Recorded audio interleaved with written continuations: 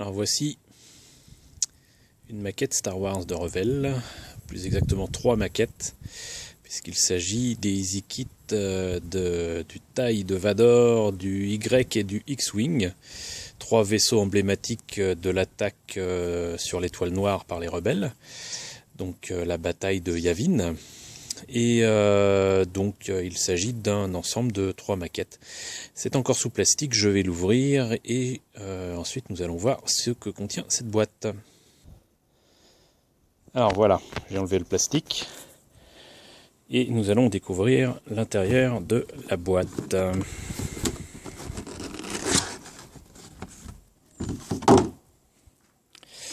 Alors il s'avère que, comme souvent, le contenu est quand même beaucoup plus petit que le contenant.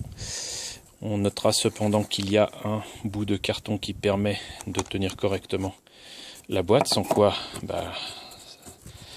il y aurait quelques problèmes lors du transport ou du stockage. Et maintenant, je vais vous présenter les 3 maquettes en question. Alors nous allons commencer avec le TIE de Vador. Alors, je suis désolé, avec une seule main c'est pas facile. On notera que en l'absence de boîte pour chacun des kits, les grappes déjà sous plastique sont dans d'autres sachets plastiques.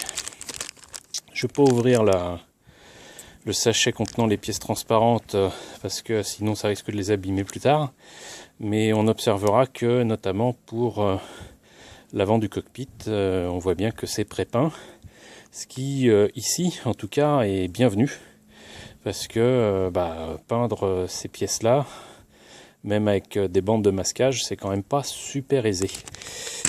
Nous avons les panneaux solaires ici et dans ce sachet là, donc franchement utile de le déballer, mais là encore on voit que c'est prépeint, et là encore mine de rien, même s'il y a des petites choses à rattraper, c'est pas mal, hein. C'est quand même bien foutu. Le plastique fait plastique, mais les parties peintes sont mates et non pas brillantes, donc c'est déjà sympa. Voilà, le niveau de détaillage n'est pas énorme, mais c'est sympa. On a ensuite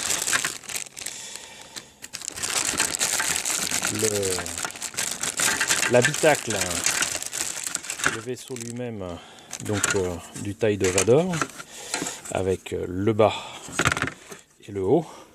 On reconnaît d'ailleurs au passage certaines pièces qui ont été empruntées à des chars, c'est assez amusant, enfin, en tout cas quand on connaît un petit peu.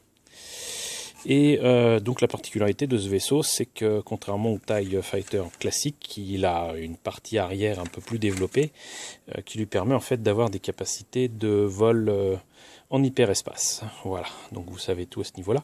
On reconnaît là que c'est la partie supérieure, tout simplement parce qu'il y a le haut qui est découpé, puisque c'est le sas d'accès pour aller dans le cockpit. On voit d'ailleurs que, mis à part qu'il faudra placer les pièces pour faire le cockpit en lui-même, avec le siège, le pilote, etc., ça ne tient qu'en 2 pièces. Donc relativement facile à faire. En parlant justement du cockpit, on enlève et on met de côté l'autre panneau solaire. On a les pièces qui sont ici, un petit peu plus petits quand même, et qui sont là encore prépeintes. Ici, encore une fois, c'est bien utile. Là, ça l'est un peu moins, mais bon, c'est vrai que c'est tout petit. Et donc, on aura quand même soin d'améliorer le détaillage ici avec un jus noir, puisqu'il y a un essai de brossage à sec et de jus sur ces pièces-là, mais c'est quand même pas terrible. On notera ici d'autres pièces de l'habitacle à l'avant du vaisseau. C'est supposé être détaillé, mais bon, sincèrement, c'est un peu grossier. Mais là encore, rien qu'un jus et un brossage à sec ne sauraient améliorer. Sinon, pour le reste des panneaux solaires, ces pièces-là qui sont bien belles, et qui font apparaître certainement les armes, les lasers ou d'autres choses, mais il me semble qu'il est doté d'armes supplémentaires comparé au TIE Fighter classique. Donc le reste du cockpit, étrangement les commandes qui sont quand même assez grandes, les fameuses armes, le siège et le socle qui permettent de suspendre le vaisseau et de lui donner fière allure. En parlant du pilote, le voici. Je vais l'enlever du sachet et on va le détailler tout de suite. Alors voici Dark Vador, le seigneur de Sith, en position assise, aux commandes de son TIE Fighter. Je ne sais pas si la mise au point est correcte. On notera quand même que la peinture est quand même est bien foutue.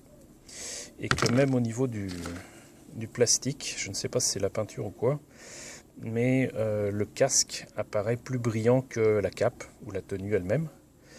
Et j'ose pas le prendre d'un peu trop près. Mais le fait est que donc c'est quand même pas mal foutu. Le problème par contre avec les maquettes de Revell de cette taille là, c'est que les personnages sont mous, ils ne sont pas faits en plastique dur. Mais croyez-moi quand je vous le dis, ce Dark Vador là par rapport à ce qui était proposé dans la vieille maquette de 78 de AMT RTL et chez nous Mécano, franchement c'est vraiment supérieur à ce qui était proposé il y a de cela plus de 37 ans. Donc c'est pas mal quand même. Et puis de toute façon, une fois dans le cockpit, on n'y touche pas. Si on veut rajouter un petit peu de peinture ou le détailler, il y a toujours quelque chose à faire au niveau des yeux, de la bouche, j'allais dire, et du plastron. Mais franchement, une fois dans le cockpit, on y verra que chi. Donc voilà, très beau pilote. Et c'est toujours ça de moins à faire, en tout cas pour obtenir quelque chose de sympathique. La notice, donc est semblable à la maquette qui est vendue séparément, fait apparaître donc les pièces. Le montage par le cockpit lui-même est quand même relativement simple. Je rappelle que c'est supposé se faire sans colle ni peinture. Il est quand même nécessaire, selon moi, d'avoir une pince coupante et une lame pour enlever les ergots, mais sinon voilà, c'est vraiment très rapide, très facile à faire. Et si ça vous prend une demi-heure, c'est que vraiment vous aurez pris entre temps un café et regardé un petit peu la télévision. Voilà, donc ça c'est pour le taille de Vador. Histoire de gagner un petit peu de temps, j'ai enlevé tous les sachets plastiques, ça ira un peu plus vite. Donc le X-Wing, on va faire un peu les choses à l'envers par rapport aux tailles de Vador. Notice d'emploi, les pièces en présence, pas beaucoup de pièces non plus, quoique beaucoup plus de pièces plus petites et j'allais dire nettement plus fragiles. L'échelle est inférieure à celle du taille de Vador, et de loin, je pense que ça se rapproche de 1,72, alors que le taille de Vador est quand même très proche de 1,35. Là encore, très facile à monter, toujours pré-peint. Nécessaire par contre d'avoir la pince coupante et la lame pour enlever les ergots. Mais si vous suivez à la lettre, j'allais dire même au chiffre près, les instructions, vous obtiendrez un très beau X-Wing. Ce qu'il faut, c'est par contre vraiment faire attention et ne pas monter les pièces n'importe comment, puisqu'il y a des pièces qui font apparaître les trains d'atterrissage vers le bas, et vous aurez vite fait, si vous ne suivez pas les instructions, de ne pas les mettre à la bonne place. Voilà, le R2D2 s'enlève du X-Wing, ce qui est quand même assez sympa. Ça le faisait déjà aussi dans la maquette de 78, mais le R2D2 ne ressemblait strictement à rien, alors que bon... Alors désolé, il n'y avait plus de place sur la carte mémoire, donc je reprends où j'en étais. Nous avons fait le tour de la notice d'emploi. Et pour les pièces, comme vous voyez quand même, c'est assez simple. Encore une fois, on voit bien que les pièces sont pré-peintes, que ce soit à l'intérieur des ailes et des moteurs que sur les ailes avec là le marquage de Luke et donc Red 5 dans le film. Donc pour les ailes c'est bon. Pour la carlingue en elle-même pareil, on voit bien que les couleurs y sont. Bon alors maintenant par contre effectivement ça fait jouer parce que tout simplement ces panneaux sont supposés être usés, abîmés. C'est des vaisseaux qui sont assez vieux et qui sont faits à partir de pièces récupérées ici et là. L'intérieur des trains d'atterrissage c'est quand même pas terrible, on a l'impression de voir des tuiles, ça quand même aurait pu être un peu mieux fait. Les trains d'atterrissage pareil c'est peint, mais le niveau de détaillage est quand même assez succinct. L'intérieur des tuyères, enfin des entrées d'air en tout cas, bah, c'est pas terrible. Le cockpit en lui-même, absolument aucun détaillage. Les moteurs, même problème que sur toutes les autres maquettes de X-Wing, à savoir que les moteurs, les tuyères, sont composés de 2 pièces, ce qui fait qu'il est très difficile de masquer la jointure de ces pièces-là. Donc, comme je disais, il y a là donc les morceaux de moteur avec le dessus et le dessous, avec l'ouverture des panneaux pour les trains d'atterrissage. Et enfin les pièces les plus délicates, les plus fragiles, qui sont les canons sur les ailes. Là encore, c'est quand même pas génial d'avoir fait des pièces de cette façon-là, mais au moins on évite d'avoir 2 pièces pour faire chacun des canons. Et ça se remplit avec les espèces de tubes ici, et là-dessus, bah, tout simplement, ça ne se voit plus une fois posé sur les ailes. Comme je disais, les personnages et l'échelle s'approchent du 1,72, c'est peint, c'est pré-peint, et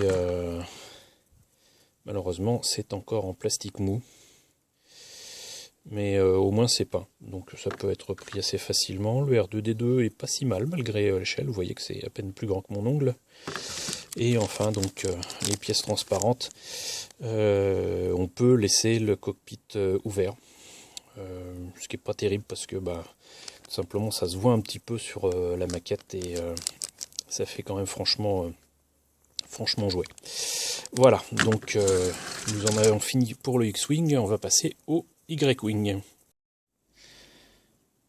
Petit souci de carte mémoire une fois de plus.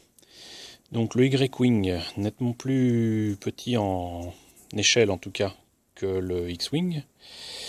Là encore c'est assez succinct, mais bon, les détails y sont. C'est pré-peint encore une fois. C'est un peu moins épais en termes de peinture que pour le reste des kits. Les détails sont quand même vraiment pas mal. Par contre, les barres qui représentent l'arrière des tuyères, des moteurs, sont quand même non seulement très fragiles, mais surtout, comme on le voit, beaucoup trop mous pour permettre une rigidité suffisante.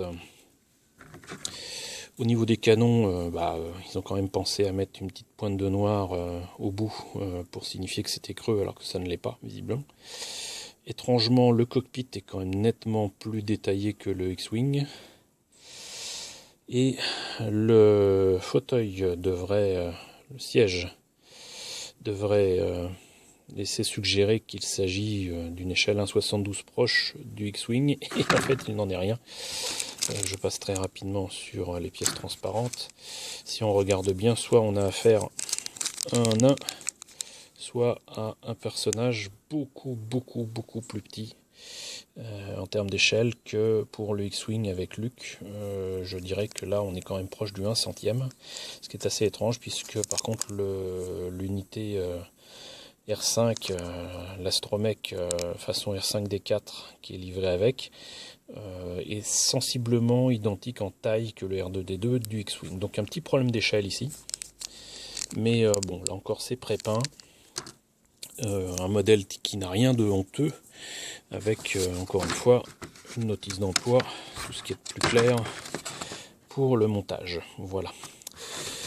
Eh bien, j'espère que cette présentation de cette boîte contenant les 3 vaisseaux parmi les plus iconiques de l'univers Star Wars vous a plu, et je vous invite à suivre éventuellement mes autres vidéos pour voir le montage, éventuellement les modifications, la peinture, la version finie, somme toute, de ces kits, et je vous dis à très bientôt.